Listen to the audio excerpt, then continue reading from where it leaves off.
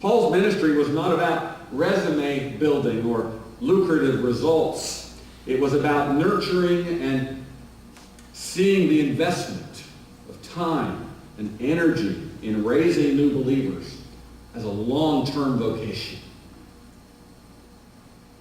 Paul engaged in what's called the ministry of attending. The ministry of noticing the importance of developing individual believers so that the Christian community of faith can help them learn a Christian way in the world and they could grow toward maturity in faith together.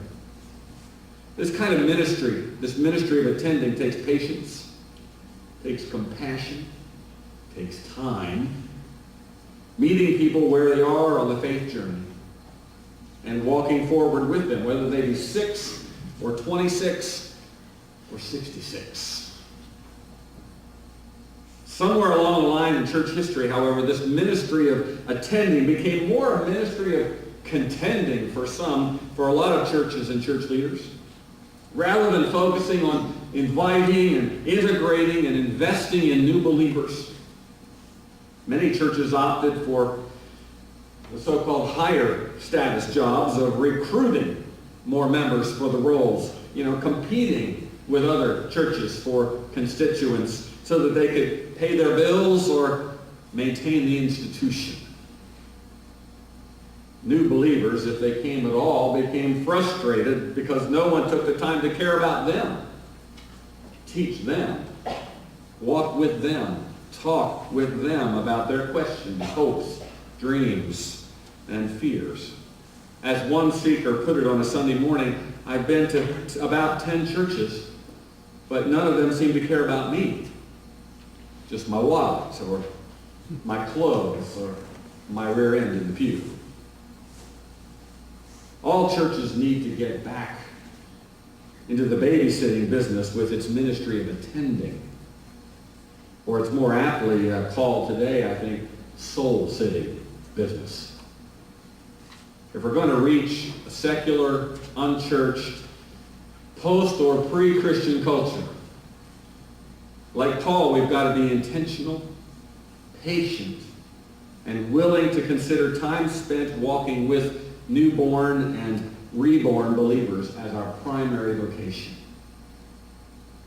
Paul's approach to the children in his care is instructive to us as we seek to be a nurturing community of faith here.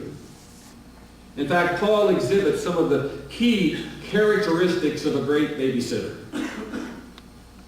One was love little children.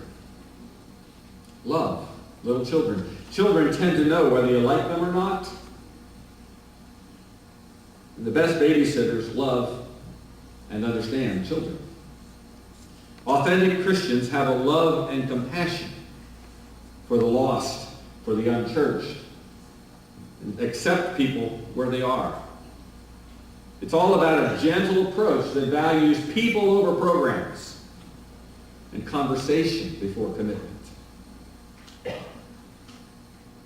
Be knowledgeable about children. Babysitters need a basic understanding of the stages of child development and the basic techniques of caring for children. Understanding people's needs is a key to nurturing people in a church, knowing that faith comes in stages and that everyone comes to Christ in different ways. The goal of maturity in the Christian life is not homogeneity with others, that they all be like us, but in the spiritual health of each individual, making up the body. The third thing is be adaptable. Good babysitters recognize the differences in households and in children and learn to fit in with the family's usual routine, not the other way around. Growing congregations don't expect people to adapt to all their routines, but are flexible in inviting others in. That means that things like music, worship, space, time are adaptable and speak in a language that everyone can understand. Like looking at the Bibles this morning. Paul discerned that what the people needed and discerned what the people needed and adapted to meet those needs. There were differences in his approach to the Galatian church, to the people in Athens in Acts 17, as well as to the Corinthians and to the Thessalonians. It's a great model for the church. And finally, you will be in demand.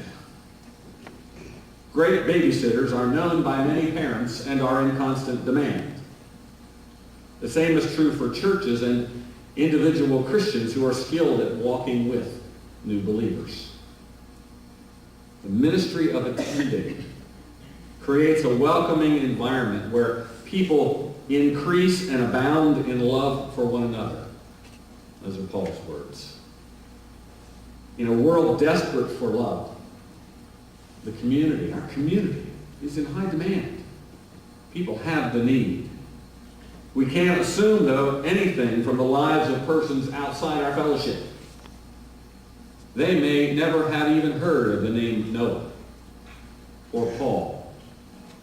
They may be very suspicious of what happens in these church buildings where they have never been before. We're starting from scratch. But so was Jesus. And he said, "Let the little children come to me." And he was ready to nurture and to teach them. Jesus commissioned his followers to make disciples. But that begins by working at a basic level with people and embracing an entry-level kind of ministry that values newness, questioning, and growth. Our vocation now as a soul-sitting church is this ministry of attending to one another, to new people. Let's invest well in people.